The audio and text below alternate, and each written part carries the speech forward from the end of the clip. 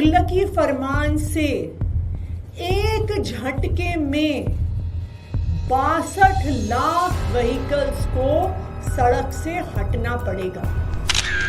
जनता party की दिल्ली सरकार ने दिल्ली के लोगों को परेशान करने के लिए एक तुगलकी फरमान निकाला है, जिसके तहत 10 साल से पुरानी गाड़ियों को फ्यूल नहीं मिलेगा, 10 साल से पुरानी गाड़ियों को सड़क से हटना पड़ेगा और इस तुगलकी फरमान से एक झटके में 62 लाख व्हीकल्स को सड़क से हटना पड़ेगा, जिसमें 40 लाख टू व्हीलर शामिल हैं, जिसमें 20 लाख गाड़ियां शामिल हैं। दिल्ली के आम लोग टू व्हीलर के माध्यम से, मोटरसाइकिल के माध्यम से अपने ऑफिस जाते हैं। 40 लाख मोटरसाइकिल और टू व्हीलर के ओनर्स अब क्या करेंगे? वो कैसे ऑफिस जाएंगे? वो अपनी दिनचर्या कैसे पूरी करेंगे? दूसरी तरफ दिल्ली में बहुत सारे ऐसे बुजुर्ग हैं, सीनियर सिटीजन्स हैं, जो गाड़ियों को इस्तेमाल करते हैं सिर्फ घर से बाजार जाने के लिए, बाजार से घर आने के लिए। अक्सर सेकेंड हैंड गाड़ी वो खरीदते हैं और उस गाड़ी को लोकल यूजेज के लिए इस्तेमाल करते हैं। अब ये बुजुर्ग अपने घर से मार्केट तक कैसे जाएंगे? क्या वो पैदल चल के जाएंगे? अपने हाथ में 10-10 किलो का सामान ढो के लाएंगे? क्या ये चाहती है भारतीय जनता पार्टी? ये ऑर्डर तुगलकी है, निराधार है, इलॉजिकल है। ये इस बात से साफ होता है कि किसी भी गाड़ी की उम्र का और उसके द्वारा हो रहे प्रदूषण का कोई भी लेना देना नहीं है। अगर गाड़ियों को अच्छे से मेंटेन किया जाए तो वो पुरानी होने पर भी पोल्यूशन नहीं करती।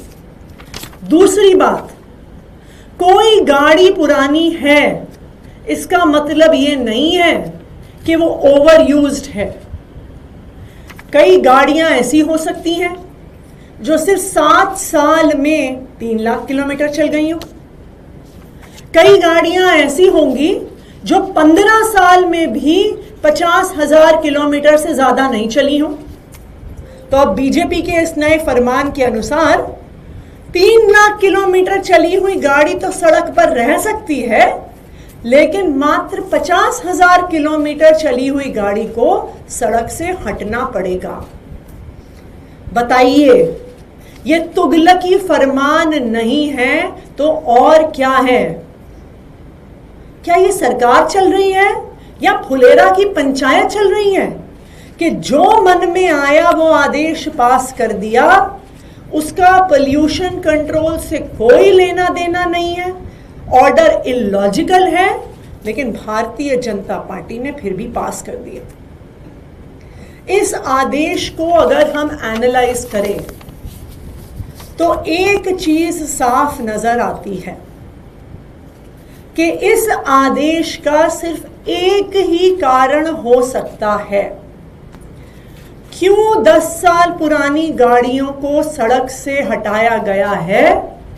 इसका कारण है कि भारतीय जनता पार्टी की car manufacturers, two wheeler manufacturer से सेटिंग हो गई है।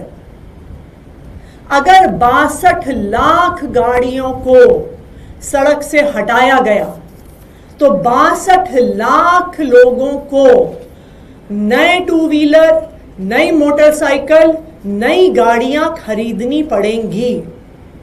इसका फायदा सिर्फ और सिर्फ मोटरसाइकिल बनाने वालों को, गाड़ियां बनाने वालों को हो रहा है और किसी को इसका फायदा नहीं हो रहा। आज मैं भारतीय जनता पार्टी को चैलेंज करती हूं कि पिछले 5 साल में उनको मोटरसाइकिल और गाड़ी के मैन्युफैक्चरर से, इनकी कंपनियों से कितना चंदा मिला है वो दिल्ली के लोगों को बताएं।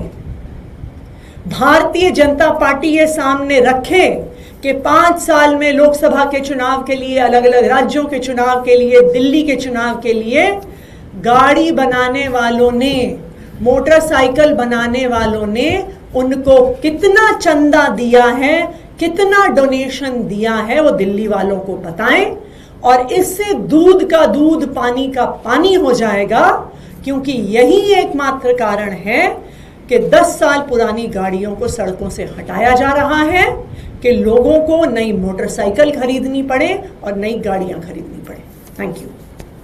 मैम देखिए, जिस आदेश की बात आप कर रही हैं, ये आदेश नियम जो जरूर लाया गया होगा, लेकिन 15 साल का आदेश तो एनजीटी ने पहले ही दे रखा है, दिल्ली सरकार के लिए दे रखा है, जब आप लोग शासन में थे तब दे रखा था।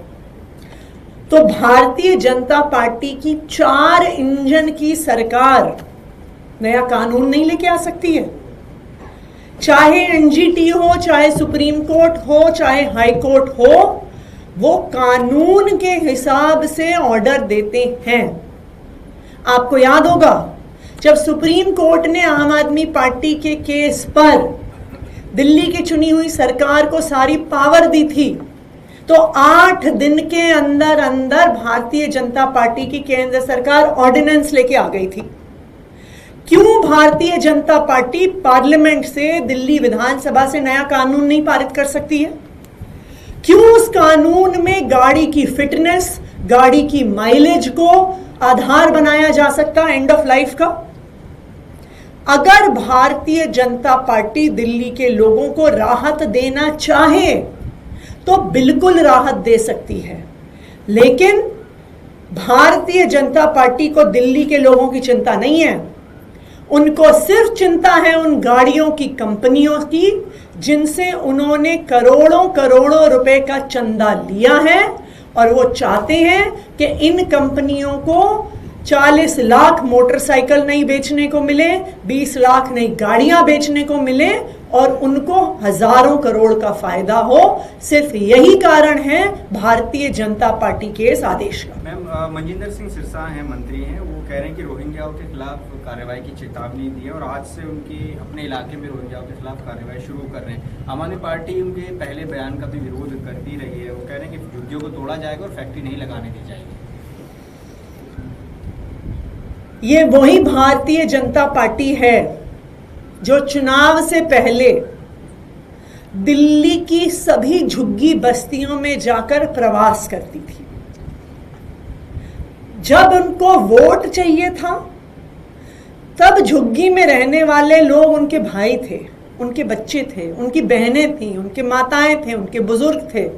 वो बुजुर्गों के पांव छू रहे थे, वो बच्चों के सिर सहला रहे थे। और अब भारतीय जनता पार्टी उन्हीं लोगों को जिनके घर पे उन्होंने खाना खाया, रात को रुके, उनके बच्चों के साथ कैरम खेला, लूडो खेला, उनका वोट लिया, अब उन्हीं की झुग्गियों पर बुलडोजर चलाने की बात कर रही है। भारतीय जनता पार्टी को शर्म आनी चाहिए। अगर दिल्ली के झुग्गियों में कोई लोग रहते हैं तो वो पूर्वांचल से आने वाले हमारे भाई बहन रहते हैं, जो यूपी से, बिहार से दिल्ली में काम की खोज में आते हैं। और सिर्फ दिल्ली में नहीं, देश के सब बड़े शहरों में, चाहे बॉम्बे हो, चाहे बैंगलोर हो, चाहे सूरत हो, हमारे पूर्वांचल के भाई बहन काम की तलाश में शहरों में आते हैं और ज़्यादातर जेजे क्लस्टर्स में झुग्गियों में रहते हैं। लेकिन आज भारतीय जनता पार्टी का असली गरीब विरोधी चेहरा, पूर्वांचल विरोधी चेहरा सामने आ गया है। और अगर भारतीय जनता पार्टी इसी तरह हमारे पूर्वांचल के भाइयों बहनों को रोहिंग्या कहती रहे तो इसका जवाब बिहार के लोग, बिहार की जनता आने वाले बिहार चुनाव में उनको देंगे।